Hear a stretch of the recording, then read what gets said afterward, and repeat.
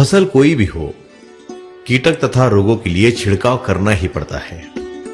इसलिए किसान भाइयों को ऐसा लगता है कि खेती करना है तो जहरीली दवाओं का छिड़काव करना ही पड़ेगा, जबकि वास्तविकता यह नहीं है। फसल के स्वास्थ्य का संबंध मिट्टी के स्वास्थ्य से संबंधित है। मिट्टी का स्वास्थ्य सुधरते ही फसल पर आने वाली बीमारियां अपने आप खत्म हो जाती हैं। इसकी पूरी जानकारी समझकर आप अपनी फसलों को कीटक तथा रोगों से मुक्त बना सकते हैं। खेती रासायनिक हो या ऑर्गेनिक, फसलों को मिट्टी से जो भोजन मिलता है वो सूक्ष्म जीवाणुओं के माध्यम से मिलता है। जिस मिट्टी में सूक्ष्म जीवाणु कम से कम हो जाते हैं उस मिट्टी को बंजर, नापीक अथवा क्षारपण कहते हैं। उसमें कितना भी रासायनिक खाद डालो फिर भी कुछ पैदा नहीं होता। उपजाऊ मिट्टी या जिस मिट्टी में रासायनिक खाद कम डाला गया हो उसमें 1 ग्राम मिट्टी में 10 करोड़ सूक्ष्म जीवाणु होते हैं। रासायनिक खाद की मदद से खेती होने वाली मिट्टी में आज 1 करोड़ या उससे कम जीवाणु हैं। गोबर का खाद, जिसे गुजराती में छानिया खाद कहते हैं, इसको डालने के बाद दूसरे साल अच्छी फसल क्यों आती है?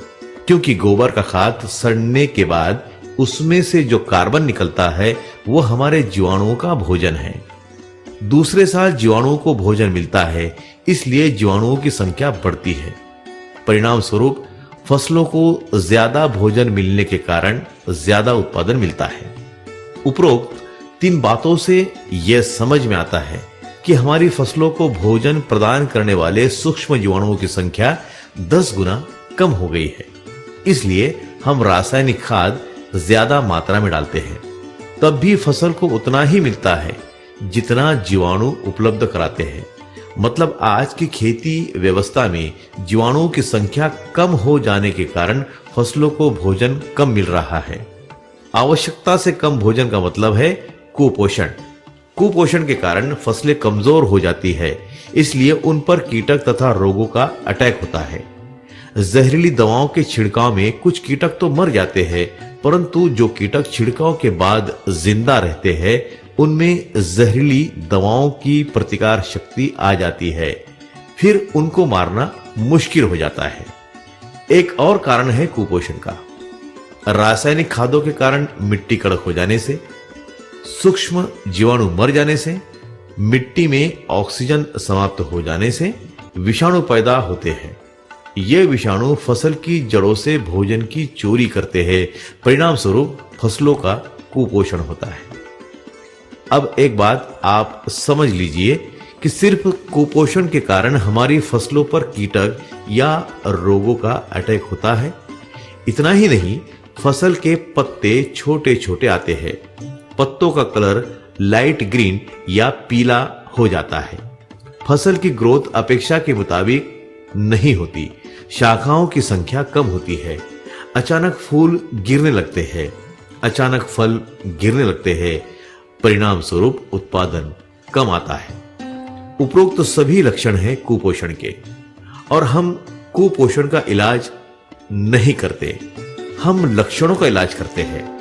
लक्षणों का इलाज करते करते किसान भाई कंगाल बन गया, आत्महत्या करने लगा। जरूरत है मुख्य कारण का इलाज करने की, मतलब फसल के कुपोषण को रोकने की, और मल्टीप्लायर यही काम करता है। मल्टीप्लायर का इस्तेमाल शुरू होने के बाद फसल बलवान बनती है, इसलिए कीटक तथा रोग फसल के पास नहीं फटकते। लक्षणों का इलाज जिंदगी भर करना पड़ेगा, और अगर आप बीमारी का इलाज कर देंगे तब एक बार इलाज और जिंदगी भर बीमारी से मुक्ति। आज मार्केट में जो कंपनियां हैं वो नहीं चाहती है कि आपकी फसलों की बीमारी हमेशा के लिए समाप्त हो जाए, क्योंकि वो जिंदगी भर आपको उत्पादन बेचना चाहते हैं। हमारी कंपनी एक मिशन के लिए काम कर रही है। यह मिशन है भारत के किसानों की फसलों को कीटक तथा रोगों से मुक्त बनाना, उनका उत्पादन बढ़ाना, उत्पादन खर्च कम से कम करते करते 5 से 7 साल में उत्पादन खर्च शून्य करना। मतलब भारत के किसानों को दुनिया का सबसे समृद्धशाली किसान बनाना। बहुत सारे लोगों ने किसान भाइयों को लूटा है, इसलिए किसी की भी बात पर विश्वास करना कठिन हो गया है।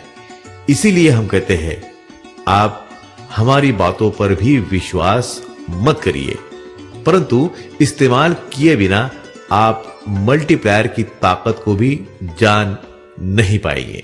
इसलिए आप 1 किलो मल्टीप्लायर इस्तेमाल करके मल्टीप्लायर की ताकत का भी अनुभव ले सकते हैं।